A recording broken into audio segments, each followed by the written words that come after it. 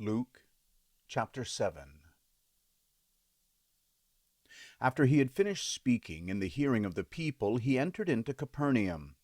A certain centurion's servant, who was dear to him, was sick and at the point of death.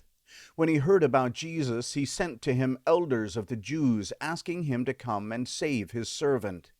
When they came to Jesus, they begged him earnestly, saying, "He is worthy for you to do this for him, for he loves our nation, and he built our synagogue for us." Jesus went with them. When he was now not far from the house, the centurion sent friends to him, saying to him, "Lord, don't trouble yourself, for I am not worthy for you to come under my roof. Therefore I didn't even think myself worthy to come to you, but say the word, and my servant will be healed. For I also am a man under authority, having under myself soldiers. I tell this one, 'Go,' and he goes, and to another, 'Come,' and he comes, and to my servant, 'Do this,' and he does it." When Jesus heard these things, he marveled at him, and turned, and he said to the multitude who followed him, "I tell you, I have not found such great faith, no, not in all Israel." Those who were sent, returning to the house, found that the servant who had been sick was well. Soon afterwards he went to a city called Nain. Many of his disciples, along with a great multitude, went with him. Now when he came near to the gate of the city, behold, one who was dead was carried out, the only born son of his mother, and she was a widow. Many people of the city were with her. When the Lord saw her, he had compassion on her, and said to her, "Don't cry." He came near and touched the coffin, and the bearers stood still. He said, "Young man, I tell you, arise." He who was dead sat up and began to speak. Then he gave him to his mother. Fear took hold of all, and they glorified God, saying, "A great prophet has arisen among us, and God has visited his people." This report went out concerning him in the whole of Judea and in all the surrounding region. The disciples of John told him about all these things. John, calling to himself 2 of his disciples, sent them to Jesus, saying, "Are you the one who is coming, or should we look for another?" When the men had come to him, they said, "John the Baptizer has sent us to you, saying, 'Are you he who comes, or should we look for another?'" In that hour he cured many of diseases and plagues and evil spirits, and to many who were blind he gave sight. Jesus answered them, saying, "Go and tell John the things which you have seen and heard, that the blind receive their sight, the lame walk, the lepers are cleansed, the deaf hear, and the dead are raised up, and the poor have good news preached to them. Blessed is he who finds no occasion for stumbling in me." When John's messengers had departed, he began to tell the multitudes about John. "What did you go out into the wilderness to see? A reed shaken by the wind? But what did you go out to see? A man clothed in soft clothing? Behold, those who are gorgeously dressed and live delicately are in kings' courts. But what did you go out to see? A prophet?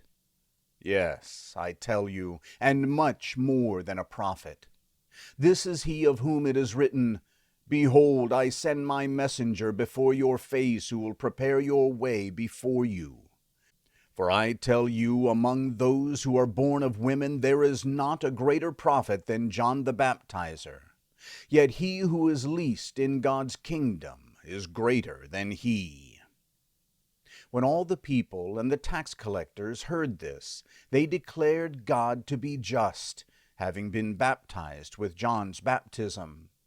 But the Pharisees and the lawyers rejected the counsel of God, not being baptized by him themselves. To what then should I compare the people of this generation? What are they like? They are like children who sit in the marketplace and call to one another, saying, We piped to you, and you didn't dance. We mourned, and you didn't weep. For John the Baptizer came neither eating bread nor drinking wine, and you say, He has a demon. The Son of Man has come eating and drinking, and you say, Behold, a glutton and a drunkard, a friend of tax collectors and sinners. Wisdom is justified by all her children. One of the Pharisees invited him to eat with him. He entered into the Pharisee's house and sat at the table. Behold, a woman in the city who was a sinner, when she knew that he was reclining in the Pharisee's house, brought an alabaster jar of ointment. Standing behind at his feet, weeping, she began to wet his feet with her tears, and she wiped them with the hair of her head, kissed his feet, and anointed them with the ointment. Now when the Pharisee who had invited him saw it, he said to himself, This man, if he were a prophet, would have perceived who and what kind of woman this is who touches him, that she is a sinner. Jesus answered him, Simon, I have something to tell you. He said, Teacher, say on. A certain lender had 2 debtors. The one owed 500 denarii, and the other 50. When they couldn't pay, he forgave them both. Which of them, therefore, will love him most? Simon answered, He, I suppose, to whom he forgave the most. He said to him, You have judged correctly. Turning to the woman, he said to Simon, Do you see this woman? I entered into your house, and you gave me no water for my feet, but she has wet my feet with her tears and wiped them with the hair of her head. You gave me no kiss, but since the time I came in, she has not ceased to kiss my feet. You didn't anoint my head with oil, but she has anointed my feet with ointment. Therefore I tell you, her sins, which are many, are forgiven, for she loved much. But one to whom little is forgiven loves little. He said to her, Your sins are forgiven. Those who sat at the table with him began to say to themselves, Who is this who even forgives sins? He said to the woman, Your faith has saved you. Go in peace.